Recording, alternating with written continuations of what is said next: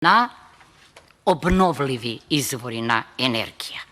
Дека е така, гледам и од одговорот, гледам од изјавата на министерот Филипче, кој што кажува, значи, зашто ќе се потрошат, само момент, овие средства. Тој вели, ние направивме селекција врз основа на состојбата во која се наоѓаат овие установи и сега зборува.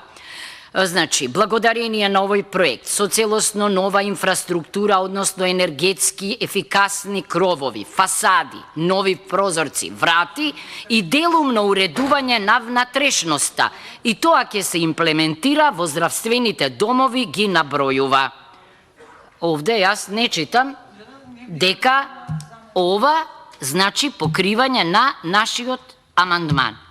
Значи, мене ме интересира, нашата идеја е не само енергетска ефикасност, туку отстранување на фосилните горива и концентрирање или фокусирање на обновливи извори на енергија. Дека не е без причина нашиот амандман, покажува и денешната информација. Пазете, конкурсот е завршен. Од 80 плюс Скопје општини конкурирале само 18. Сега, ајде да прашам, од каде знам јас зашто и како ги употребиле претходните општини средствата и дали сега овие новодојдени градоначалници и советници ќе имаат шанса на вистина да се однесуваат според правилата на зелената агенда, односно да не ги искористат средствата само за енергетска ефикасност, туку да внимаваат и на обновливата енергија. Зошто го велам ова? Дури и напишав пред известно време дека е срамота земја која на знамето го има сонцето. Многу е срамота. Тоа не е случајно да сте држава, земја во која 280 дена се сончеви. А да се однесувате како да сте под тешка сенка или во магла.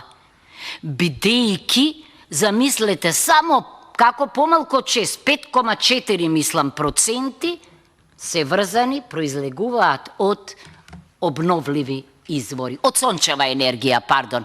Значи, ние мора не само да внимаваме на енергетската ефикасност, туку во креирањето во изградбата, во промената на објектите, мора да се водиме и од ова што е најважно.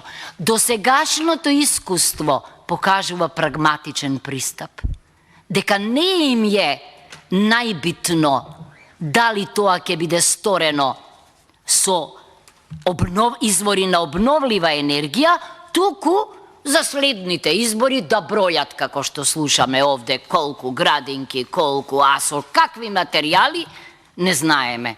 Па вие сигурно знаете дека крововите во оваа држава, во најголем број објекти, особено бараките, денеска се голема опасност за граѓаните заради азбестот што се користел и не смеете ни сами да ги демонтирате.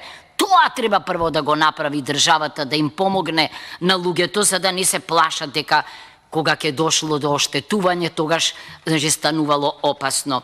Сега, од тие големи пари, да, многу големи се 25 милиони, ако точно немаме ние детална слика каде што, туку еве вака само изјави на министри, тогаш јас не сум убедена дека ќе се соочиме ќе се покрие нашето барање и мислам дека и не е лошо да има еден амандман во кој што скромни 184 милиони и 500 илјади денари точно ќе се употребат за ова што ние го нарекуваме обновливи извори, оти тоа е зелена енергија. Нашиот амандман е зелено обоен, а не се задоволува само со ефикасност. Тоа е недоволно за нас. Благодарам. Благодарам, професорке.